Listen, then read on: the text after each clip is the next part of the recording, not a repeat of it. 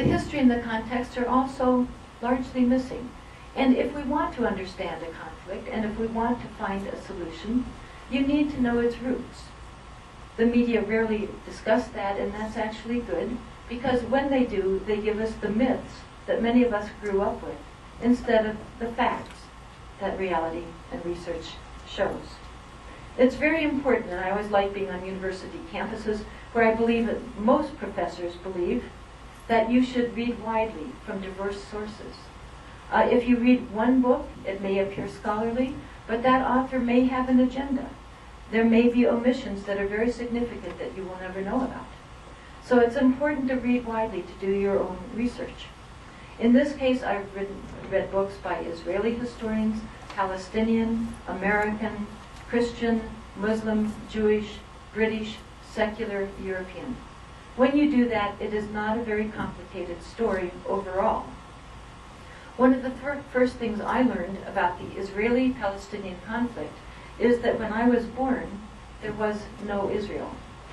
There was Palestine. It was a region that has been around for centuries. So where did the Israeli-Palestinian conflict come from? Well, you go back to the late 1800s, and you find that Palestine was inhabited by a somewhat diverse population. 80% Muslim, 15% Christian, and almost 5% Jewish. All living without conflict, all practicing their religions on land that is sacred to all three faiths. So what happened? Well, you go to Europe in the late 1800s, and you find that a movement is growing, a movement is being developed, an ideology called Zionism, that had the goal of creating a Jewish state somewhere in the world. They considered Argentina, Uganda, parts of North America, before finally settling on Palestine because of biblical connections from thousands of years before. Even though most observant Jews, especially in Palestine, but elsewhere, were considered Zionism very heretical. The immigration began to Palestine, and not surprisingly, but very sadly, the violence ensued that one would predict. Indigenous peoples don't really want to be pushed off their land.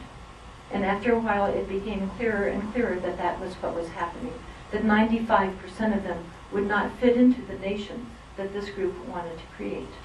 There was violence between the two groups, with innocent lives then as now being lost among both groups. Again, the majority of them, by far, the Palestinian Christians and Muslims. As the immigration increased over the decades, and especially with the rise of the Nazis and the Nazi Holocaust and the atrocities, the immigration increased still more, and the violence increased still more. So then, after World War II, the English, who had taken over the Mandate of Palestine after defeating the Ottomans, just sort of gave up. They decided they would turn Palestine, the question of Palestine, over to the United Nations to solve. At that point, the United Nations could have affirmed its charter principle, self-determination of peoples. There could have been elections, and the Palestinian people, for the first time, would have had the opportunity to form their own government, their own country. But instead of doing that, the United Nations, under considerable pressure from Zionists, threats and bribes, the member states voted what is called a partition recommendation, in which 55% of the land was to be given to a Jewish state, despite the fact that the Jewish population originally had been only 5%, and that after decades of immigration, it had become only 30%, and owned under 8% of the land. Such an illogical and unjust recommendation didn't decrease the violence, it actually increased it. There was an outright war. Israel calls this its war of independence. The Palestinians call it the catastrophe, al-Nakba, because it was a massive humanitarian catastrophe. At least 750,000 men, women, and children, a very high proportion of the entire Palestinian population, were forced off their land. It was a very ruthless and violent expulsion. There were about 33 massacres of Palestinian villages. As you'll notice, if any of you that know some of these dates, over half of these massacres occurred before a single Arab army had belatedly joined the fray. By the way, even when all of those Arab armies did join the Palestinian forces, they were smaller in numbers than the Zionist Israeli forces, something I had not known before I researched it. At the end of that war, the 47 to 49 war, there was Israel on 78% of the land. In 1967, Israel again attacked its neighbors first, as it did in every one of its wars except one. At that time, it conquered the West Bank and the Gaza Strip. These are occupied territories. They are not part of Israel, although the media, very oddly, almost never uses the word occupied or occupation. These are Palestinian territories. They do not belong to Israel. And yet, once again in violation of international law, Israel has begun moving some of its citizens onto that land, confiscating land that belongs to Muslims and Christians, taking that land to create what are Jewish-only settlements, as our media call them. The French call them colonies, which is what they are. Now, I used to call them Israeli-only, but I think it's good to try to be precise.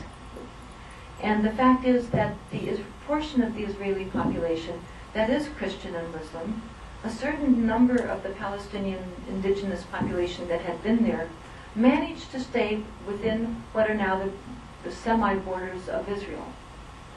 Those people are supposedly, allegedly, they are Israeli citizens.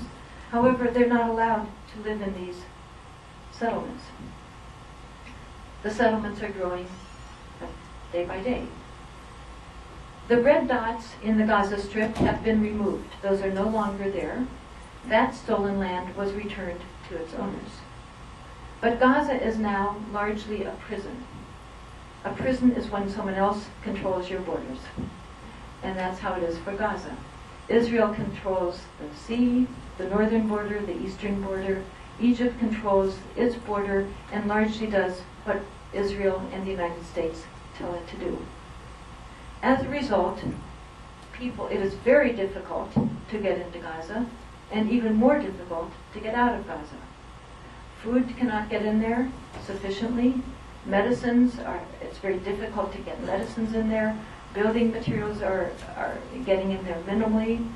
Many humanitarian organizations for a number of years have been warning of an impending crisis, humanitarian crisis. The organizations such as the Red Cross, Christian Aid, Oxfam, Amnesty International have all been warning about a humanitarian crisis